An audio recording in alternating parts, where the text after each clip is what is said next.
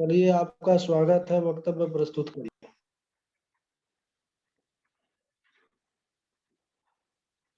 अस्मत् गुरुभ्यो नमः। अस्मत् परम गुरुभ्यो नमः। अस्मत् सर्व गुरुभ्यो नमः। श्री राधा कृष्णभ्यां नमः। श्रीमते रामानुजाय नमः।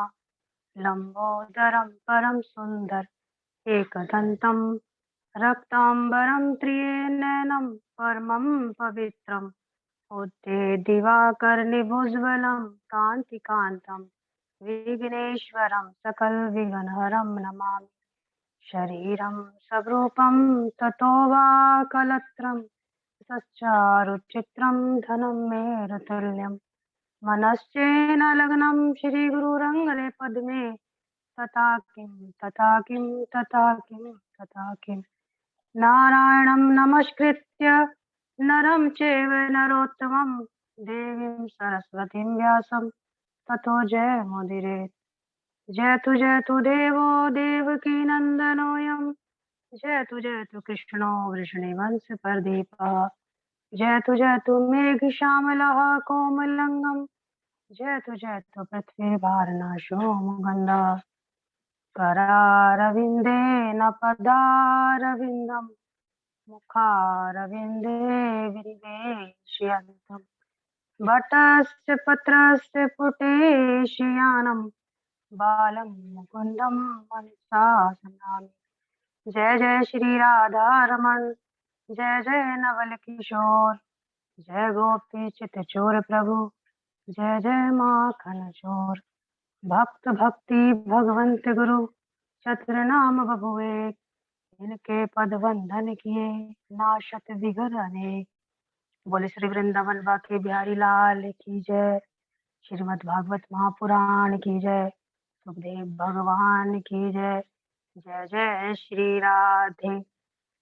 परम मंगलमय परात्पर अखिलेश्वर अनंत करुणाकारक परात्पर परम परम ब्रह्म सच्चिदानंद स्वरूप श्री राधा गोविंद सरकार राधा रमन वाधारण श्री बांके बिहारी लाल उनका ये वांग में शब्द में विग्रह श्रीमद् भागवत महापुराण कोटि कोटि नमन कोटि कोटि प्रणाम कोटि प्रणाम। परम परम पावन पुराण परमहंसों की परमहंसों की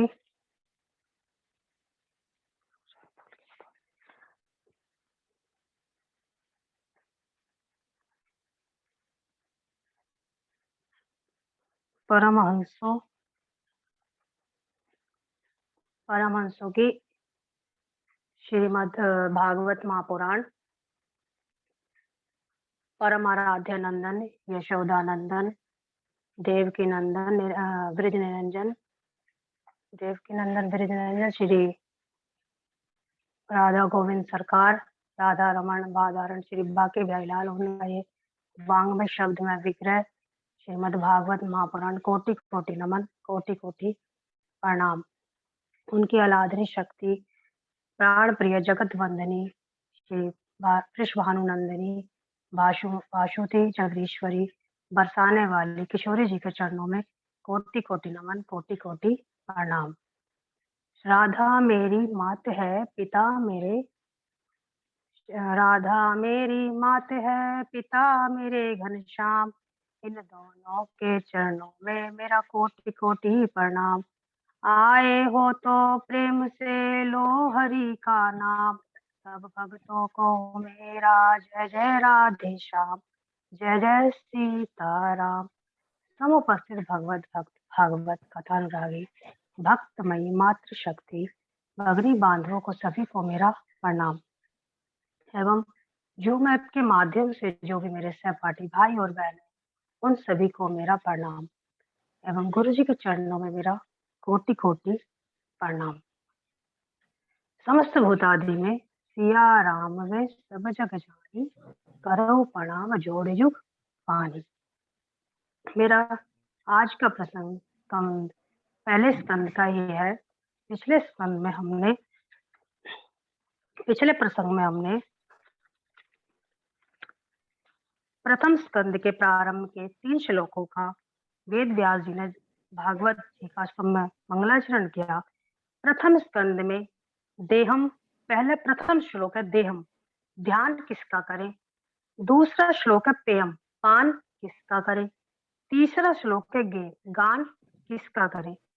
इसका हमने श्रवण करके उसके बाद नेमिष क्षेत्र में एक बार 88,000 ऋषियों ने भी सूत जी से कहा। प्रातः काल यज्ञ करने के उपरांत ऋषियों ने सूत जी को आसन पर बिठाकर उनका पूजन किया और 6 प्रश्न करे। किम श्रेया शास्त्र सारा का स्वावतारा प्रयोजनम, किम कर्म केवताराश्च धर्म कम शरणम गता। पहला प्रश्न, जीव मात्र का कल्याण कैसे हो। दूसरा प्रश्न, शास्त्र तो बहुत है लेकिन समय कम है, इसलिए समस्त शास्त्रों का सार क्या है। तीसरा प्रश्न यह है महाराज, भगवान जब स्वयं जगदीश्वर हैं तो वह अवतार क्यों लेते हैं। जिनके संकल्प मात्र से संसार का सृजन हो सकता है, तो क्या इनके संकल्प मात्र से दुष्टों का संहार नहीं हो सकता। उनकी इच्छा मात्र से शत्रुओं का संहार नहीं हो सकता, तो उनको स्वयं आने की क्या आवश्यकता पड़ती है। इस परमात्मा का जन्म क्यों होता है। चौथा प्रश्न, भगवान के कितने अवतार हुए और उन्होंने कौन कौन सी लीलाएं करी। पांचवा प्रश्न, जीवन का परम लक्ष्य क्या है। छठा प्रश्न, धर्म की स्थापना के लिए आते हैं, जब लीला स्मरण करके प्रभु चले जाते हैं तो धर्म किसकी शरण में गया। धर्म कम शरणम गता, तो धर्म किसकी शरण में गया।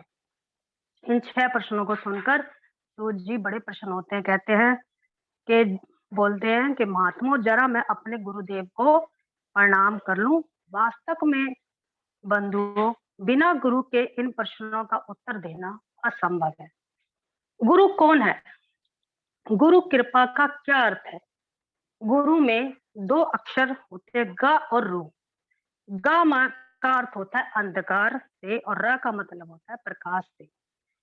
गोकारा अंधकारास्त रुकारस निरोधक, अंधकार प्रकाशवात गुरु इते विद्यते।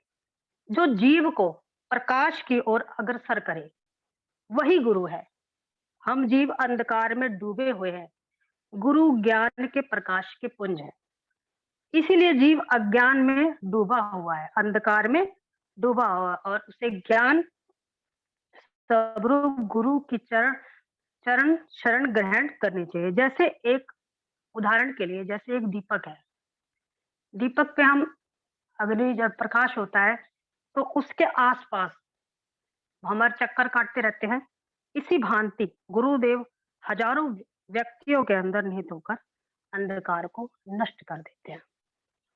माया दीपक नर पतंग, भूमि भूमि वे पंडित, कहत कबीर गुरु ज्ञान थे एक आधत एक उब्रत। जिस प्रकार अंधेरा होने पर हम प्रकाश के लिए दीपक जलाते हैं और उस दीपक के किनारे कुछ भंवर चक्कर काटते रहते हैं, भली भांति चक्कर अग्नि के समीप हम जाएंगे तो जलकर नष्ट हो जाएंगे। इसी प्रकार हम सब भी भंवर काट रहे हैं। भंवर के समान धीरे धीरे भंवर चक्कर लगाते लगाते अचानक अग्नि के इतने समीप हो जाता है कि उसके पंखों में अग्नि लग जाती है। ठीक इसी भांति हम और आप भी माया रूपी दीपक का चक्कर लगाते लगाते काल रूपी भेड़िए के मुख में प्रवेश कर जाते हैं। अगर काल का ग्रास बन जाते हैं, किंतु कबीर जी सतगुरु की कृपा को एकमात्र ऐसा साधन है जिसके द्वारा उस माया रूपी दीपक में जलने से बचा जा सकता है। गुरु की कृपा क्या होती है, गुरु का हमारे जीवन में क्या कार्य है। उदाहरण के लिए जैसे एक नल है, अब पाइप रुक गया है, अब पानी आ नहीं रहा नलके के अंदर, तो हम क्या करेंगे, एक बाल्टी में पानी भरेंगे और उसे नलके में मग्गे से डालना प्रारंभ करेंगे। धीरे धीरे क्या होगा, जो पानी होगा वो काला-काला पानी निकलना आरंभ होगा, स्वच्छ जल बाहर आएगा। इसी प्रकार हमारे हृदय में गुरुजी क्या करते हैं, हमारे भली-भांति काम, क्रोध जो हमारे हृदय में काम, क्रोध, राग, द्वेष की गंदगी जो भरी हुई है, उस जब तक हृदय से ये गंदगी साफ नहीं होएगी, तब तक भक्ति की धारा हृदय में प्रवाहित नहीं हो सकती। हृदय को स्वच्छ करने के लिए हमें सतगुरु की शरण ग्रहण करनी पड़ेगी। सतगुरु द्वारा पर्याप्त सत्संग रूपी जल से हमें पहले अपने हृदय में उपस्थित गंदगी को बाहर निकालना होगा। इसके उपरांत आपके हृदय में भक्ति की धारा कल-कल करके बहेगी। तो भैया, गुरु कृपा से ही आप निर्मल होकर परमात्मा की शरण ग्रहण कर सकते हैं। उदाहरण के लिए, आपके पास मोबाइल है, आपने उसमें सिम भी डाल रखी है। जब तक नेटवर्क ही नहीं होगा, तो आपकी सिम चलेगी कैसे? आपको आता तो बहुत कुछ है, लेकिन आपने गुरु नहीं बनाया हुआ, तो आपको ज्ञान कैसे होगा? भगवान को प्राप्त करने के लिए गुरु की आवश्यकता सबसे पहले पड़ती है। बिना गुरु के ज्ञान की प्राप्ति नहीं हो सकती, चाहे आप कितने भी किताबें, पुस्तक पढ़ लें शास्त्रों की, लेकिन जब तक गुरु नहीं बनाएँगे, वो शास्त्र हमें प्राप्त नहीं हो सकते। सचिव वैद गुरु तिन्हि जो, प्रिय बोलहु भयास, राज धर्म तन तीन कर होई बेही नाश। मंत्री, वैद, गुरु, ये तीन यदि अप्रसन्नता के भय से, लाभ की आशा से, हित की बात न कहकर प्रिय बोलते हैं, तो क्रमशः ये राज्य, शरीर और धर्म, इन तीनों का शीघ्र ही नाश हो जाता है। गुरुदेव को भी अपनी गरिमा का ध्यान रखते हुए अपने शिष्य का कल्याण करना चाहिए। किसी के भय से झूठ नहीं बोलना चाहिए।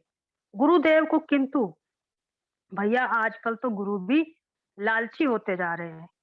गुरु को बिना लालच के शिष्य का कल्याण करना चाहिए, किंतु आजकल लोग गुरु किस लिए बनाते हैं?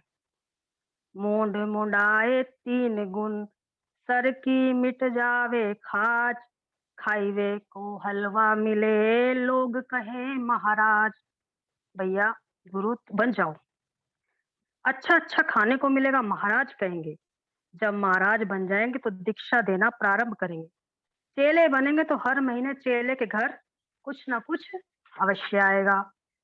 गलियन गलियन गुरु फिरे, हमसे दीक्षा ले, स्वर्ग जाओ चाहे नरक में, धोती रुपया देओ। भलो भयो गुरु चल बसो, चेलन पड़ गई चैन, छठे महीने आव तो धोती रुपया लेन। लोभी गुरु लालची चेला, होए नरक में ठेलम ठेला। आजकल तो महाराज गली गली में गुरु फिर रहे हैं, दीक्षा ले लो, दीक्षा ले लो। अब तो महाराज ऐसा हाईटेक जमाना हो गया, दीक्षा मत मंत्र कान में गुप्त विधि से ही दिया जाता है। वह गुरुजी हजारों भक्तों के बीच बैठकर बड़े मंच में दे रहे हैं। उन्हें इससे कोई लेना देना नहीं कि तुम्हारा कल्याण होगा या नहीं। दक्षिणा देते रहो।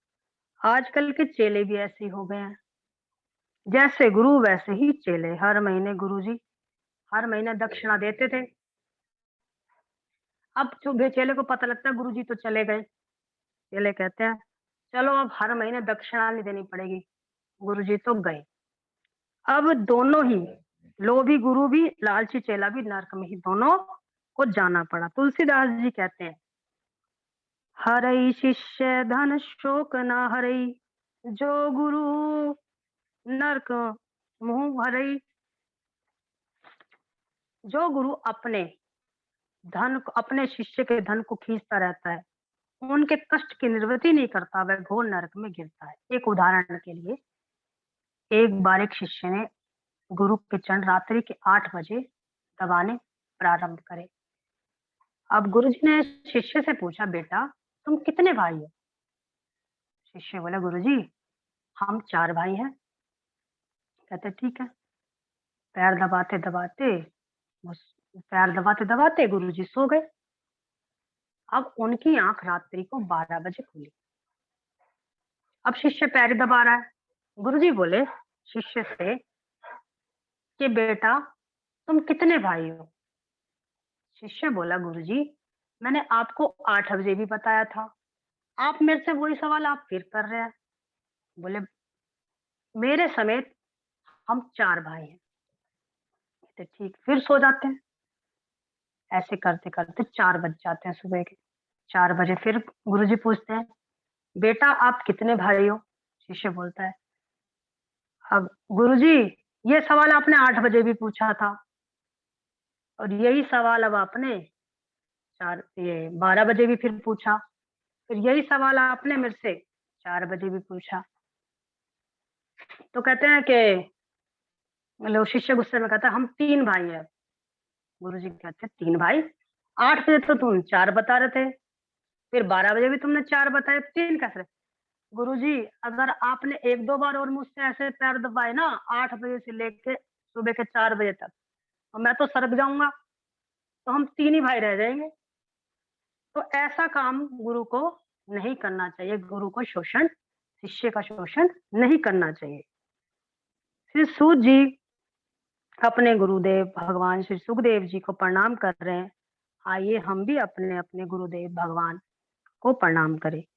यम प्रव्रजन्त मनुपेतम पेत कृत्यम द्वैपानो विरह कातर आजुहावा पुत्रेति तन्मया तया तर्वो विनेदुष तम सर्वभूत हृदय मुनिमान तोष्मि। श्री सुखदेव जी महाराज कहते हैं यम प्रवजंत मनुपेतम पेत कृत्यम, जो जन्म लेते ही प्रवजंत गतेउ धातु में प्र उपसर्ग लगा हुआ है, जिनका वैराग इतना उच्च कोटि का कि पिताजी विरह में डूबे हुए हैं, पुत्र पुत्र कहकर पुकार रहे हैं और मुड़कर भी नहीं देखा।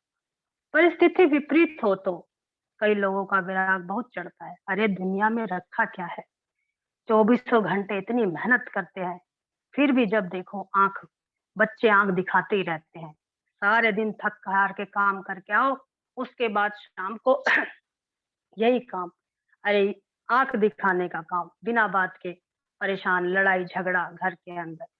तो इंसान सोचता है अरे इससे बढ़िया तो वे भगवान की भक्ति कर लूं, वैराग कर लूं। तो ये भी समस्या विपरीत हो तो वैराग करने को होता ही है, क्योंकि लगता है कि दुनिया में सभी स्वार्थी अपने स्वार्थ के लिए ही है। तो ऐसे विपरीत दोष आगे समस्या हो जाती है। वैराग किसी को भी चढ़ सकता है, पर सुखदेव महाराज जी ऐसे नहीं थे, जिनको जन्म माँ के गर्भ में ही भगवान ने आकर कहा कि बेटा तुमको मेरी माया नहीं परेशान करेगी, तुम आओ। अब देखो हर एक बच्चे को जब माँ के गर्भ में होते हैं तो क्या कहता है इंसान, इस काल कोठरी में से प्रभु मुझे बाहर निकाल, मैं तेरा ही स्मरण करूंगा, तुझे ही याद करूंगा और तेरा ही ध्यान करूंगा, मनन करूंगा तेरा। लेकिन ऐसा नहीं होता। जैसे ही बच्चा बाहर आया तो वो भगवान के माया जाल में फंस गया, वो भगवान को याद करना भूल जाता है। निर्मल जल की धारा में धरती का स्पर्श पाते ही मलिन हो जाता है। ऐसे ही जीव जन्म लेते ही माया में मलिन हो जाते हैं। बोले श्री वृंदावन बाके बिहारी लाल की जय। इसलिए सुखदेव जी जब माँ के गर्भ से बाहर नहीं निकले तब तक प्रभु ने आशीर्वाद नहीं दिया। माया को तो सब भजे पर माधव भजे न कोय, जो कदापि माधव भजे तो माया चेली होय। जो माधव का दास बन गया तो माया उसकी अपने आप चेली बन जाती है। फिर माया उसका कुछ नहीं बिगाड़ सकती। माया में जो नाच रहा है वो जीवात्मा, और जो माया के बीच में भी निर्लित होकर नाच रहा है वो महात्मा, और जो माया को भी अपने इशारे पे नचा रहा है वो है परमात्मा।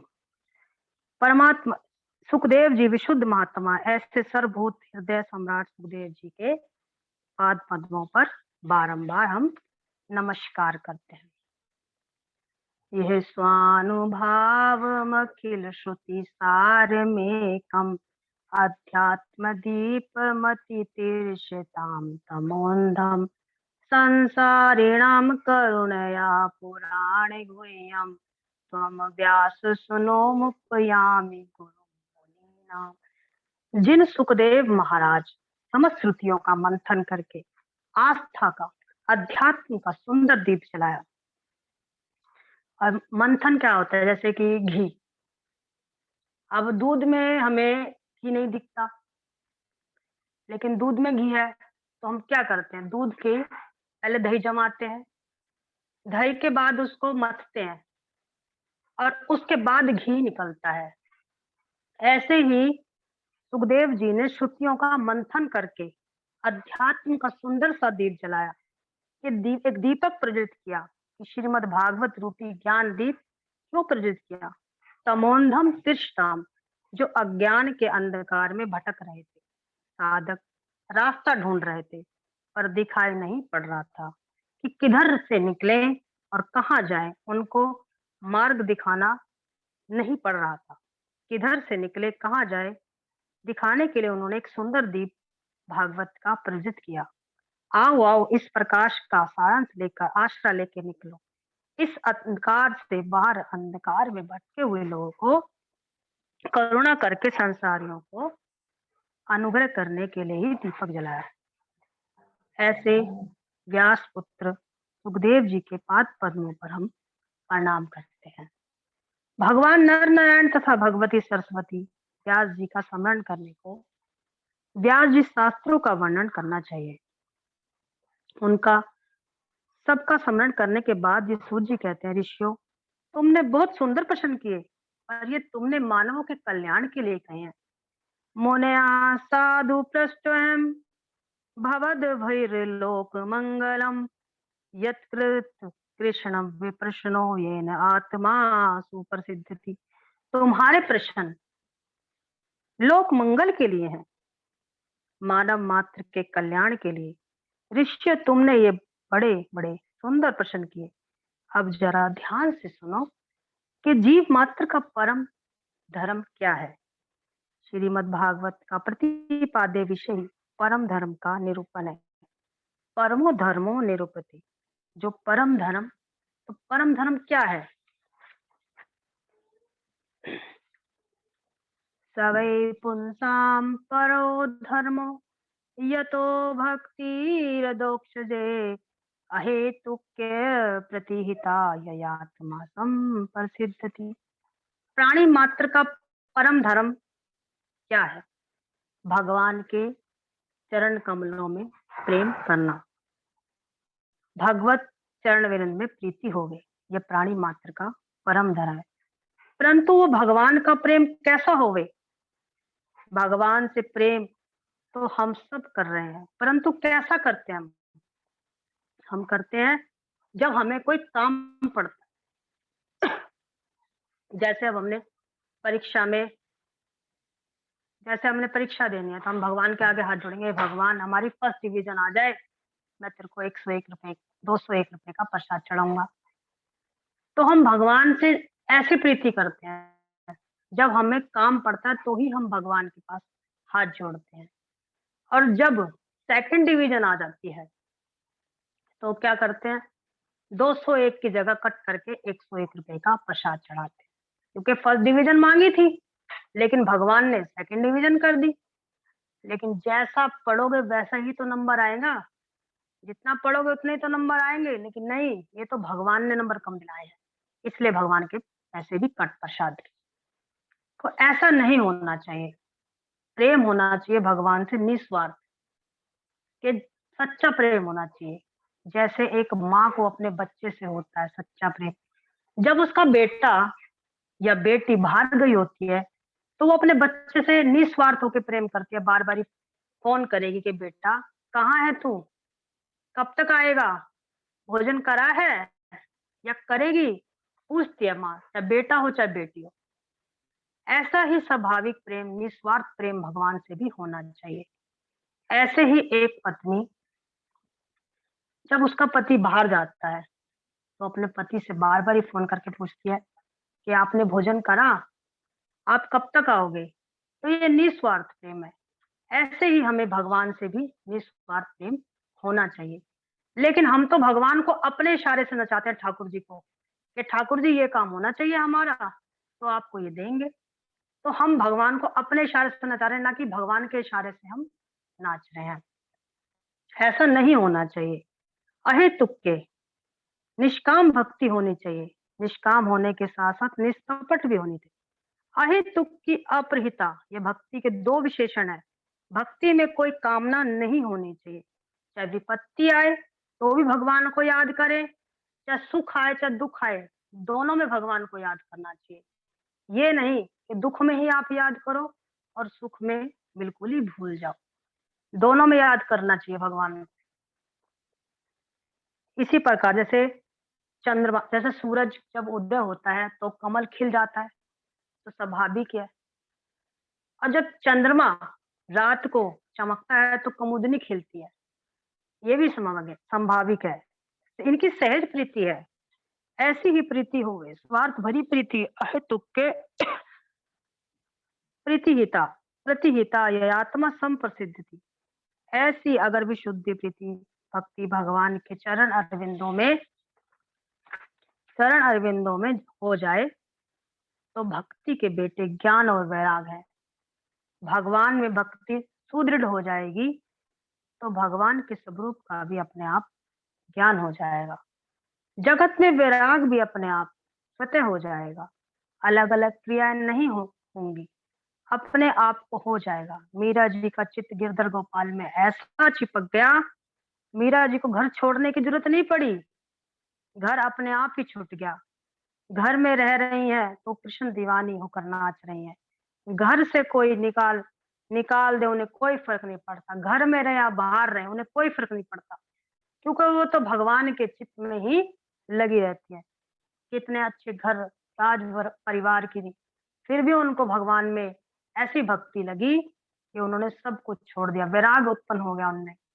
एक कृष्ण गृहित मन समान सा होते ही अपना आप भगवान के स्वरूप का ऐसा ज्ञान हुआ कि जगत से ऐसा वैराग हुआ, कुछ नहीं करना पड़ा, अपने आप ही मुंह निकल गया। मीरा जी कहती हैं, दुनिया के जितने नाते रिश्ते हैं मैं प्रयास करती हूँ तो भी इनको संभाल नहीं पाती। निभाना भी चाहती हूँ तो निभाने नहीं पाती। संसार में मेरा मन लगता ही नहीं है, क्योंकि मेरा मन तो मोहन ने चुरा लिया है। स्त्री के लिए सबसे बड़ा त्याग लोक लाज। दुनिया वाले क्या कहेंगे, मेरे बारे में ऐसी बात ना करे। मीरा जी कहती हैं, जिसको जो कहना है वो कहे, मेरे तो गिरधर गोपाल दूसरा ना कोई।